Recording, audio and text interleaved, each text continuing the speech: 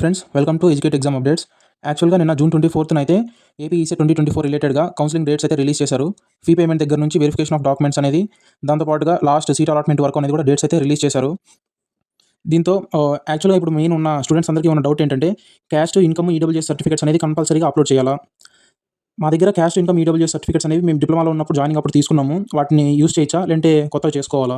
యాక్చువల్గా verification of documents అనేది 27/6/2024 to 3/7/2024 అంటే 6 డేస్ అనేది వెరిఫికేషన్ ఆఫ్ డాక్యుమెంట్స్, అంటే డాక్యుమెంట్స్ మనం అప్లోడ్ చేసి వాళ్ళు వెరిఫై చేసుకోవడానికి అయితే 6 డేస్ అనేది అయితే గ్యాప్ ఉంది.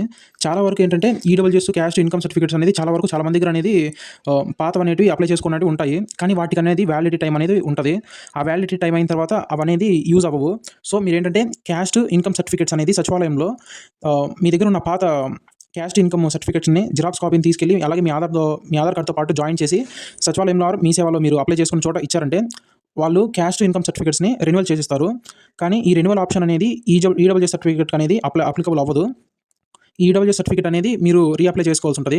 క్యాస్ట్, ఇన్కమ్ సర్టిఫికేట్ అయితే మేబీ హాఫ్ అవర్ 1 అవర్లో అనేది ఆల్రెడీ మీ దగ్గర ప్రీవియస్ సర్టిఫికేట్ ఉంటే మాత్రం హాఫ్ అన్ అవర్ ఆర్ 1 అవర్లో అయితే మీకు కొత్తది అనేది ఇస్తారు.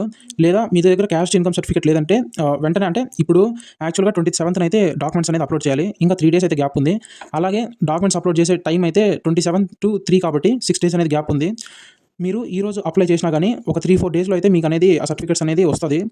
సో ఈడబ్ల్యూఎస్ సర్టిఫికేట్ ఏంటంటే మీ దగ్గర ఆల్రెడీ ఈడబ్ల్యూఎస్ సర్టిఫికేట్ ఉన్నా కానీ మీరు రీఅప్లై చేసుకోవాల్సి వస్తుంది. దాన్ని రెన్యువల్ చేసుకునే ఆప్షన్ అయితే లేదు. ఒకవేళ మీ దగ్గర ఆ సర్టిఫికేట్స్ ఉండి వాటికి వ్యాలిడిటీ టైం అయిపోయి ఉంటే మీరు సచివాలయంలో వెళ్ళి వెంటనే అనేది రెన్యువల్ చేసుకోండి. ఈడబ్ల్యూఎస్ సర్టిఫికేట్ మాత్రం కొత్తది రీఅప్లై అయితే చేసుకోండి. మాక్సిమం 3-4 డేస్లో అయితే మీకు అనేది సర్టిఫికేట్స్ వస్తాయి. ఒకవేళ మీ దగ్గర 3 లేవంటే కొత్తవి అప్లై చేసుకోండి. సచివాలయం మీ సేవలోకి వెళ్ళారంటే 3-4 డేస్లో అయితే కంపల్సరీగా వస్తుంది. ఈ 3 సర్టిఫికేట్స్తో పాటు ఇంకా ర్యాంక్ కార్డు, స్టడీ సర్టిఫికేట్, మీ డిప్లొమా టీసీ అనేది కూడా డాక్యుమెంట్స్ అనే దాంట్లో అప్లోడ్ చేయాలి. సో మీకు వెరిఫికేషన్ డాక్యుమెంట్స్కి కావాల్సిన ప్రతి ఒక్క సర్టిఫికేట్స్ అనేది డాక్యుమెంట్స్ అనేది మీరు అందుబాటులో పెట్టుకోండి. Documents for AP ECET 2024 counselling అనే వీడియో ఒకటి చేశాను. అది కింద డిస్క్రిప్షన్లో ఇస్తున్నాను, తప్పకుండా చూడండి. Okay, thank you friends.